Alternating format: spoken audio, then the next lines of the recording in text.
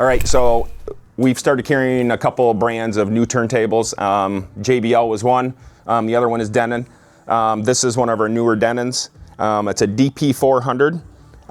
It is an absolutely beautiful deck. I also have them in black. They are a semi-automatic with phono stage built in, and so they have at the end of the record, it'll stop and lift. It will not return.